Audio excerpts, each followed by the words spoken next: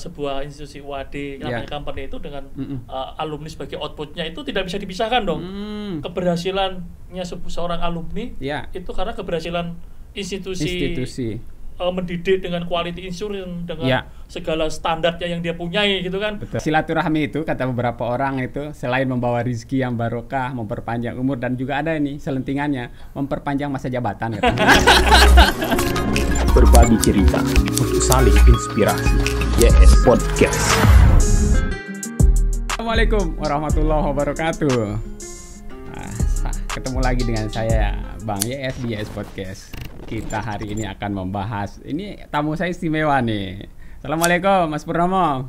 Waalaikumsalam Mas Yusro. Nah, alhamdulillah ini sudah hadir jauh-jauh dari Jogja, ini dari pusat. Nah, sudah hadir Ketua Umum Kamada, ya, pimpinan pusat Kamada, keluarga alumni mahasiswa Universitas Ahmad Dahlan Yogyakarta.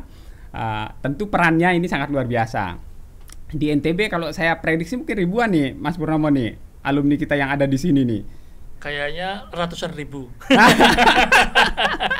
Betul, karena kan kelihatan sekali dulu ketika di FTI bisa jadi ada di kelas itu ngomongnya pakai bahasa Sasak, bahasa Sumbawa, bahasa Bima gitu. Itu kan banyak sekali kan alumni yang mahasiswa yang menggunakan bahasa daerah di sini.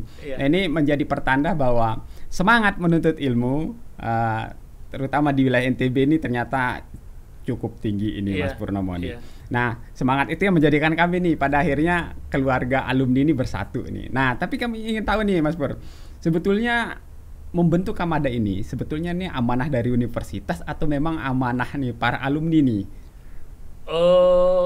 Latar belakang daripada keluarga alumni Ahmad Dahlan ini kita bentuk ya kebutuhan kita sebagai alumni untuk menjaring jejaring itu. Selain merupakan KPI atau indikasi dari sebuah kampus untuk alumninya bagaimana dia bekerja atau pengabdian di masyarakat. Dan itu menunjukkan salah satu indikasi output daripada sebuah institusi kan Mas. Sehingga bukan hanya kebutuhan kampus gitu. Tapi ya kita juga butuh silaturahim yang paling keren lah gitu. Betul. Jadi bukan hanya mungkin didorong oleh kampus nih, kampus harus membentuk, harus membuat nih, tapi alumni sendiri kan yang butuh sebuah wadah seperti ini gitu. Iya, kita butuh juga karena kan kita butuh sinergi dan konektivitas kan gitu. Dari semua termasuk misalkan Mas Yusron berada di NTB tadi kan ini dalam salah satu dalam rangka untuk membangun jejaring lah kayak gitu. Dan itu semua kan pasti ada manfaatnya. Satu sama lain berkunjung dan bersilaturahmi, dan itu kan membangun umur yang barokah lah gitu kan itu. Betul. Itu jadi sih. Silaturahmi itu kata beberapa orang itu selain membawa rezeki yang barokah, memperpanjang umur, dan juga ada ini selentingannya memperpanjang masa jabatan gitu. Itu yang kita yang kita maui gitu ya.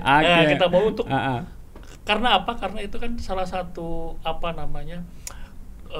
salah satu dibentuknya keluarga alumni itu seperti itu gitu.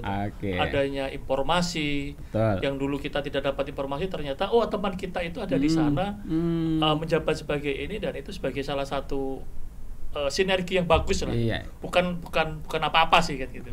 Berarti di situ ada muncul peluang-peluang untuk kiprah alumni lebih luas dong berarti. Tinggal bagaimana alumni itu memanfaatkan ya. Ini betul nih. Memanfaatkan apakah kita mau explore untuk apa kita adanya keluarga alumni ini, atau kita hanya sebatas formalitas itu sudah terbentuk, dikukuhkan, habis itu tidak ada lagi kegiatan gitu. Nah, dalam perjalanannya nih Mas Pur nih, dalam perjalanan Kamada ini ya tentu ya setelah dibentuk memang ada dinamika yang berjalan gitu. Bahkan di beberapa daerah kan belum semua ya. Betul. Nah, ini yang mungkin yang perlu digaungkan terus, didorong nanti di setiap daerah ini untuk segera membuat. Nah, dalam perjalanannya Mas Pur, apa saja mungkin kendala ini? Misalnya kami di NTB nih, mohon maaf nih, untuk mengumpulkan aja atau untuk menyebarkan informasi ini memang butuh militansi yang sangat kuat ini teman-teman alumni gitu. Jangan sampai hanya sedikit yang bergairah, yang lainnya nggak peduli. Nah, kendala yang dialami Mas Pur ketika yang pertama kendala yang jelas kita belum punya database yang valid ya. Ketika ada wisuda, terus kemudian jadi alumni, itu yang punya database yang valid kan dari kampus ya. Nah ini yang kita butuh sinergi dengan kampus gitu. Ternyata pemetaan kita alumni ada di NTB ini cukup banyak sebetulnya, cuma kan kita belum dapat data yang valid gitu. Nah ini yang jadi kendala. Terus siapa yang mau mengelola? Mengelola, kalau ibaratnya gini Mas, sebetulnya alumni itu. Kalau kita sebuah produk, katakanlah kampus itu sebuah industri atau sebuah manufakturing. Kalau kita dari inputnya itu mempunyai bahan baku yang bagus. Berkualitas, kemudian diolah menjadi di institusi namanya UAD ini dengan segala quality insurance-nya yang dibuat oleh Bapak dan Ibu dosen kita dulu gitu. Kemudian kan harapannya menjadi produk unggulan. Betul nggak? Sepakat. Produk unggulan dan bagus. Terus kemudian di market diterima dalam tanda kutip, karena seorang marketing ya, di market diterima gitu. Atau istilahnya dapat pekerjaannya lebih cepat lah gitu. Kan itu merupakan salah satu indikator sebuah keberhasilan kampus. Bagaimana alumninya itu terserap di dunia kerja untuk masa di atas minimal 1 tahun sudah dapat, itu kan merupakan KPI. Betul. Karena dalam borang sekarang untuk penilaian akreditasi sebuah kampus ada unggul, ada cukup baik sama baik kalau tidak salah seperti itu. Dan itu bobotnya cukup besar untuk alumni, 12%. Kalau tidak salah loh ya. Nanti mohon dikoreksi karena saya tidak berkecimpung dalam akademik di kampus ya. Jadi kan memang betul, jadi outputnya ya atau produk yang dihasilkan. Nah, alumni ini kalau dalam dunia marketing itu sebagai bagaimana kampus ya, sebagai alma mater itu memandang alumni itu memberikan after sales service. Betul. Kalau kita membeli sebuah produk punya output, otomatis kan ada garansinya nih. Tentu dong, masa kalau nggak digaransi itu nggak mau loh kita mikir betul, kita. Kan? Nah makanya jadi tidak bisa dipisahkan antara sebuah institusi UAD namanya company itu dengan alumni sebagai outputnya, itu tidak bisa dipisahkan dong. Keberhasilannya seorang alumni itu karena keberhasilan institusi. Mendidik dengan quality insurance, dengan segala standarnya yang dia punyai gitu kan. Untuk menghasilkan produk atau output alumni yang luar biasa itu. Nah itu harus digaransi dong gitu. Ini alumni UAD bisa jadi menteri nih, itu dari UAD nih katanya. Nah, bisa seperti itu.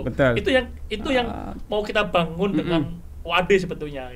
Ini kan sangat luar biasa. Artinya ya sebetulnya alumni inilah yang menjadi juru promosi yang paling efektif sebetulnya. Betul. Dan itu gratis. Dan itu gratis ya. Itu gratis. Jadi karena apa? Tadi yang pertama militansi kita sebagai seorang alumni itu loyalitas kita sebagai alumni terhadap alma mater itu ya teruji dan tidaknya ya di wadah alumni ini. Kalau misalkan hanya dulu dia belajar di UAD selesai tidak ada urusan lagi ya itu dapat IPK bagus, bekerja kemudian lupa prosesnya di mana gitu. Jadi ya memang butuh sinergi lah gitu, sinergi. Nah, jadi kan memang ada beberapa kendala nih Mas Pur. Misalnya mereka mau kumpul kalau dengan angkatannya sendiri atau mau kumpul ya hanya dengan teman-teman circle-nya ketika kuliah gitu. Nah, ini untuk menjaring kepedulian alumni untuk bersatu di wadah itu. Nah, ini menjadi tantangan tersendiri. Betul. Jadi kami melihat di beberapa fakultas atau prodi di UAD itu mesti ada bukan campur tangan lah, mesti ada bantuan dari Bapak Ibu Dekan yang saat ini di fakultas di sana. Itu masing-masing angkatan itu ada yang namanya koordinator, sehingga alumni-alumni yang angkatan 2000, angkatan 2018 itu ada koordinatornya. Sehingga nanti antar koordinator alumni dengan alumni angkatan berapa itu ada komunikasi. Sehingga tidak terjadi gap. Betul. Nah, kalau misalkan kita UAD ini kan latar belakangnya dari IKIP, sehingga IKIP itu lebih tua. 1960 itu, sehingga kita banyak alumni yang misalkan angkatan tahun 80 angkatan 70, nah dengan angkatan setelah menjadi yang 2000 lah ya. Setelah jadi UAD 95. Nah, ini agak terjadi gap Mas. Kadang-kadang teman-teman IKIP Muhammadiyah itu membentuk wadah sendiri. Oh gitu. Iya, itu kejadian di daerah-daerah yang di daerah-daerah yang dulu pernah berkuliah di IKIP Muhammadiyah.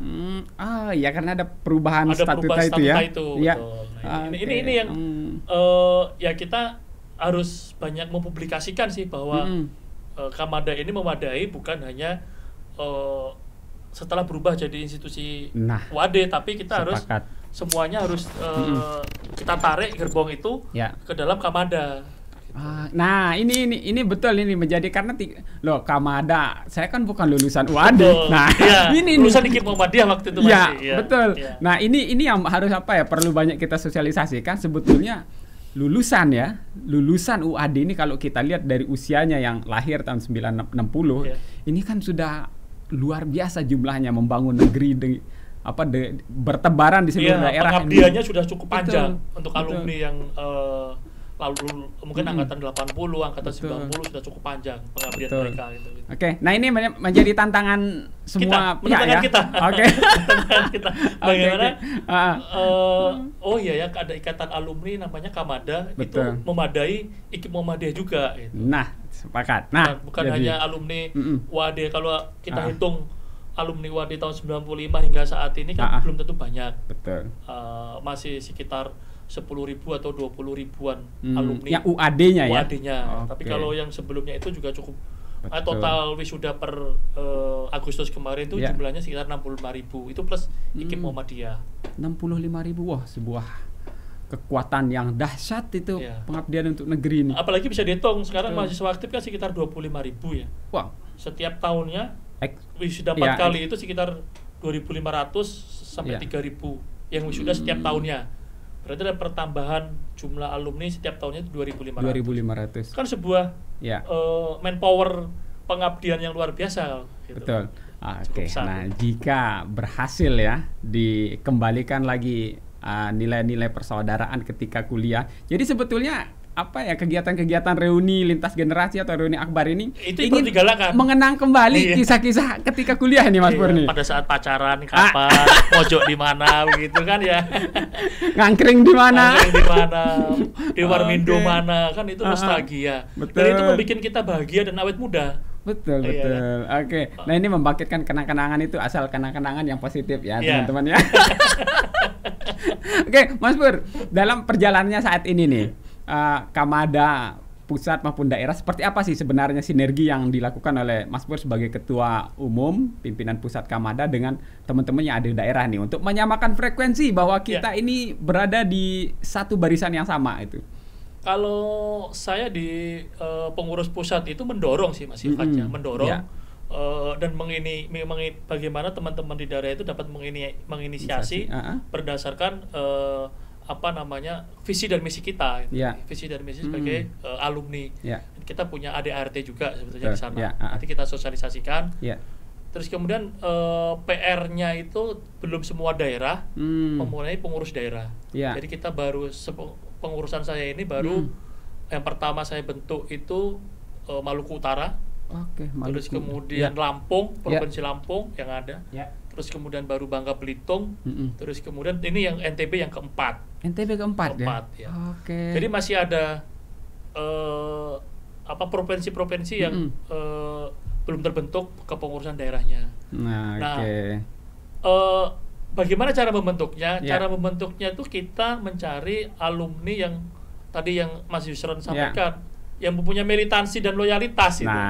Selama alumni ini tidak mau bergerak menggerakkan diri di daerahnya itu agak kami sebagai pengurus agak susah. Sehingga siapa yang mau mengkoordinir dan loyal itu. Memang butuh effort yang cukup luar biasa. Terus kemudian mau mewakafkan waktunya untuk alumni ini yang penting. Kalau saya dulu nggak pernah aktif, saya dulu mahasiswa biasa-biasa saja. Ini kebawa juga ya? Kebawa juga setelah lulus gitu. Nah ini untuk teman-teman nih kan, semoga podcast ini banyak dilihat oleh alumni UAD di daerah yang lain.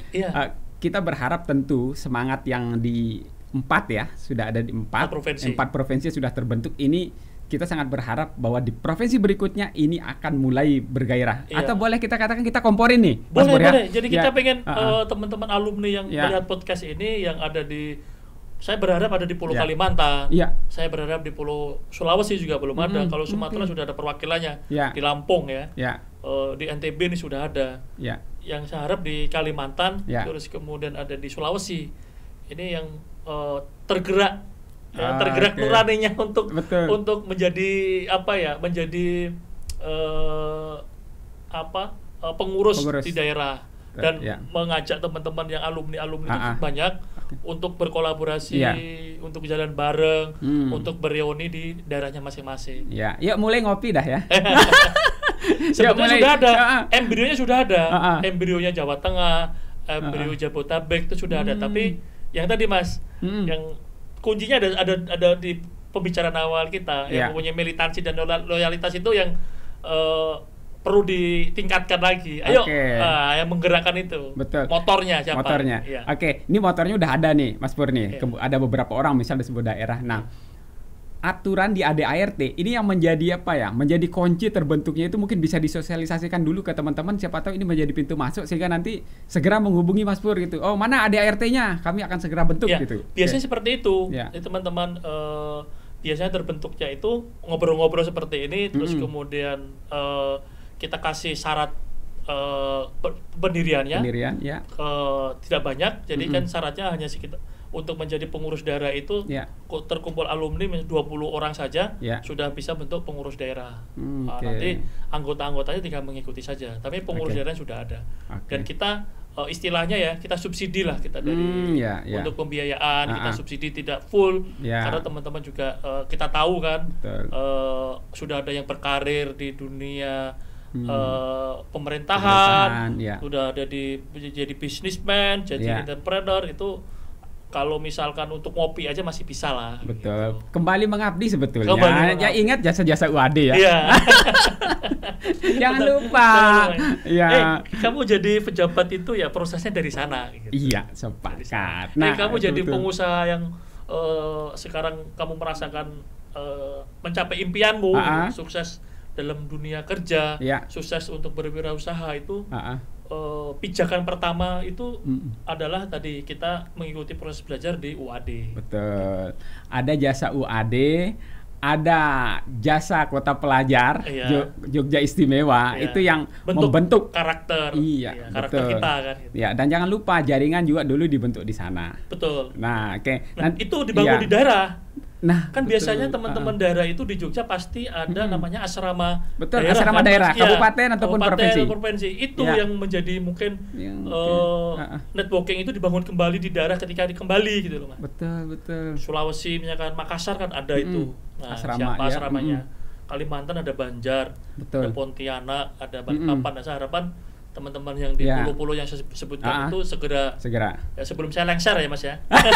Ayo panas-panas ini mumpung Mas Pur masih. Sebelum saya dilengserkan loh ini. Oke. Jadi sebetulnya kita sangat dimudahkan dengan teknologi IT saat ini, media sosial saat ini Mas Pur.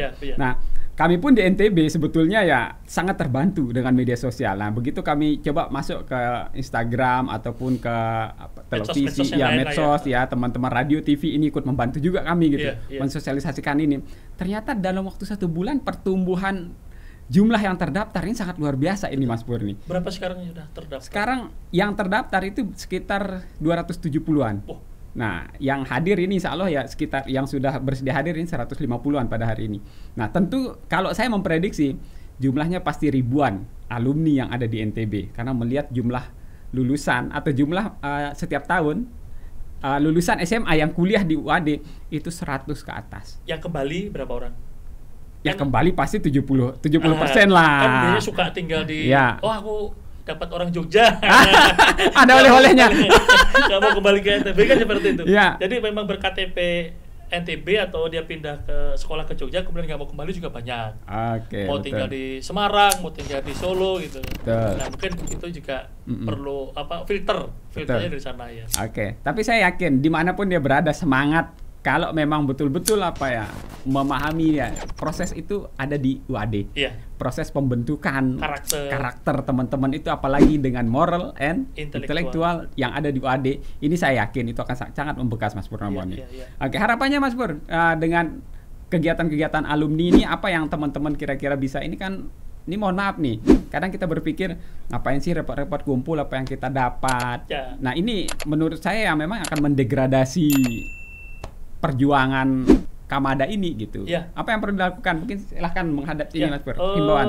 Kalau saya sebagai pengurus pusat alumni, keluarga alumni Ahmad Dahlan, ya berharap pada rekan-rekan semua yang tadi saya sebutkan di awal, bahwa ketika kita berproses di alma mater, kemudian alma mater berharap kepada kita outputnya itu menjadi yang berkualitas, produknya unggulan, bisa diterima di market atau pengabdiannya bisa di mana saja. Itu ketika sudah mendapatkan apa yang dicita-citakan itu, berbaktinya, pengabdinya itu kita aktif atau minimal mempunyai empati, mempunyai respect gitu ya terhadap sesama alumni.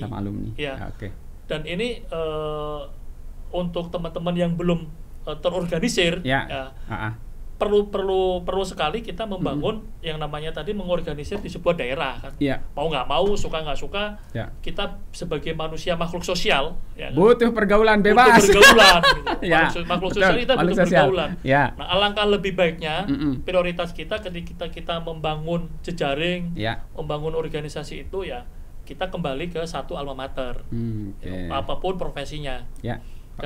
Jangan kadang-kadang ya kendala nih Mas Yusron, kadang-kadang dia seorang pengusaha sukses, tapi dia bukan seorang pejabat atau pegawai, tapi dia pengusaha sukses. Kadang-kadang dalam tanda kutip malu kalau kumpul-kumpul, kok nggak profesi saya hanya berdagang, profesi saya hanya sebagai seorang petani. Padahal petani punya kebun, punya lahannya hektaran gitu kan. Seorang pengusaha properti gitu. Padahal dia punya perusahaan, punya PT, tapi kadang-kadang ini masih perlu diluruskan Jadi alumni itu bukan membahas profesi ini bukan kuncinya nih. Profesi tapi betul. Alumni itu kita bernostalgia, kita berbagi kalau apa yang bisa dibagi, entah itu kalau misalkan jadi pengusaha, kunci suksesnya itu apa? Jadi seorang pengusaha bisa bercerita. Kalau dia berkarir dalam dunia pemerintahan, harapannya kita menjaga moral yang sudah diajarkan oleh alma mater kita. Jangan sampai nanti saya sebagai ketua Kamada, sebagai alumni melihat berita alumninya dari mana, sedih kan gitu, mendengar hal yang negatif gitu. Jadi kita tidak memandang profesi. Jadi kita kembali ke alumni ini, kita membangun kekeluargaan, silaturahim gitu. Jangan sampai minder. Kadang-kadang minder. Justru dengan membangun jejaring dengan alumni itu, jika ada potensi, jika ada yang bisa dikerjasamakan dengan cara-cara yang profesional, cara yang profesional kan bisa meningkatkan taraf ekonomi atau membangun konsorsium gitu ya. Di sini harapannya ada sebuah unit usaha atau PT yang dikelola oleh teman-teman alumni yang sifatnya profesional, kan menghasilkan profit gitu. Dengan pengelolaan yang bagus profesional gitu. Tetap profesional. Bisa jadi besok di NTB ini dengan adanya Kamada ini ada sebuah yayasan yang dikelola oleh alumni, dan yayasan itu bisa menghasilkan sebagai dharma bakti ke teman-teman semua gitu. Pengabdiannya di situ. Kan misalkan sudah apa sih yang kita sebagai manusia itu yang paling manfaat adalah manusia yang bermanfaat. Menjadi orang yang paling bermanfaat. Betul. Kalau kita punya harta yang banyak, ya sedekahkan sedikit bagian harganya. Kalau kita punya pengetahuan, punya ilmu, ya apa yang bisa kita sedekahkan, ya ilmu kita. Kalau kita hanya punya tenaga, kayak saya hanya punya tenaga seperti ini ya saya bantu mengelola organisasi Kamada. Gitu. Ini sangat luar biasa. Jadi bagaimana kita bermanfaat buat orang. Ya. Bukan hanya masalah materi tapi tadi saya sampaikan ada materi, ada waktu, ada ilmu yang bisa kita bagi, Mas. Gitu. Jadi harapan saya ini bisa memotivasi teman-teman alumni dimanapun berada yang belum bergabung ke alumni, ya minimal memberikan respect, memberikan feedback gitu kan. Yang sudah berada feedback, jangan cuek. Jangan cuek ya, acuh lah ya. Acuh ya. Ya kalau nggak mau ya apa pas lagi apa begitu ya, sibuk atau bagaimana, sesibuk-sibuknya harus kita atur waktunya ya Mas buat kopi ya. Betul. Kita udah lama janjian tapi nggak jadi ngopi darat. Kopdar segera kopdar. Oke, sangat luar biasa nih sahabat YS Podcast, dan terutama nih yang pas menonton konten ini yang kalau yang merasa alumni UAD, masa sih nggak ada getaran? Kalau dulu kita menyebut UAD itu masih asing. Betul. Iya, sekarang kalau kita hanya menyingkat nama kita kampusnya UAD itu sudah cukup familiar. Iya. Kalau periode tahun 2000 ke sana ke bawah ya, itu masih kita masih brand kita masih begitu, masih agak rendah gitu. Orang nanya kampus mana sih? Dan itu banyak panjangannya. Betul. Orang memanjangkan kampus UAD itu banyak banget ya. Sekarang kita nggak perlu. Betul. Karena kita sudah masuk top university yang cukup diakui di tingkat nasional. Tingkat nasional. Ya, tingkat nasional. Dan UAD sekarang menuju ke tingkat internasional. Wah. Universitas Ahmad Dahlan Yogyakarta sudah cukup populer sehingga tidak perlu lagi kita UAD itu apa gitu kan. Apalagi malu lulusan mana? UAD.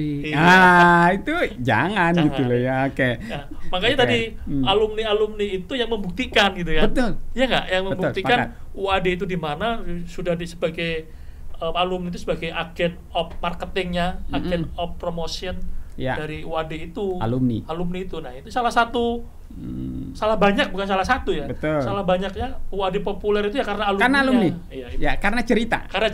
Iya, dan karena tentu teman-teman sekarang ya kan orang tua nih yang mau mengulikan anaknya, rata-rata kalau pulang itu bekerja di mana, kalau dia ngelihat posisi teman-teman UAD saat ini yang saya lihat nih di NTB juga ternyata udah mendapatkan tempat di tengah masyarakat kita. ASN, kemudian tenaga profesional, kemudian yang juga secara wira swasta ini cukup banyak gitu.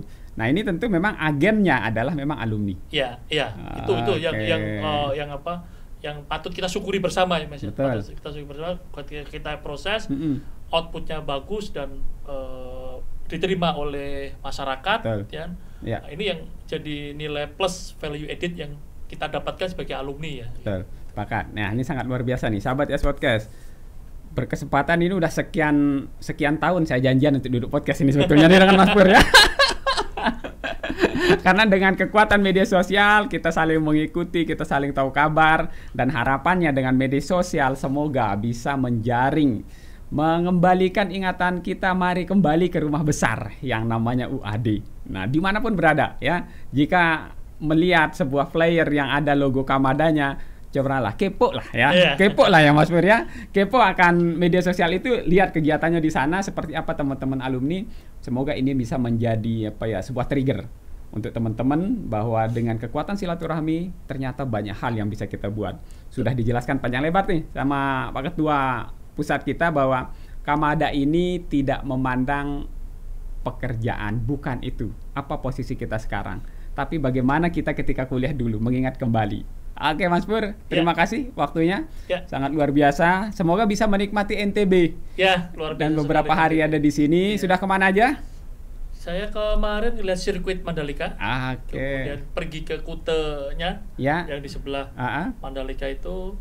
Terus kemudian pergi ke Pantai Segigi yang tidak lupa. Wah, kita besok mau main rencana Mas. Katanya ada sebuah desa yang cukup asri, sejuk itu ya, di Sembalun ya. Sembalun. Betul. Kita akan explore ke Sembalun besok ya. Mudah-mudahan ada waktu besok Mas ya. Betul. Semoga, karena NTB ini dari wisata dari pantai sampai gunung ini cukup lengkap.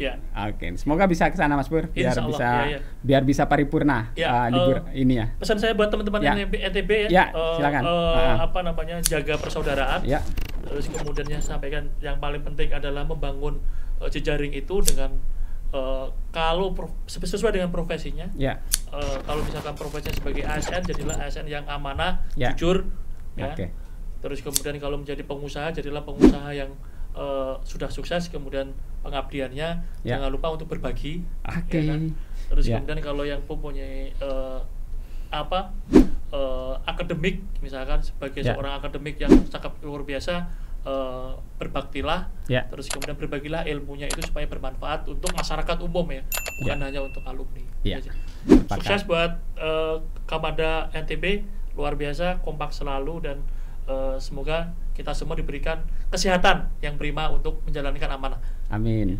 Amin. Terima kasih Mas Pur sekali lagi atas kedatangannya di NTB ini, semoga menjadi penambah semangat teman-teman alumni untuk berkontribusi, berkiprah di daerah Nusa Tenggara Barat. Demikian sahabat YES Podcast yang bisa saya bahas. Ketemu lagi di konten-konten berikutnya. Assalamualaikum warahmatullahi wabarakatuh. Waalaikumsalam warahmatullahi wabarakatuh. Berbagi cerita untuk saling inspirasi. YES Podcast.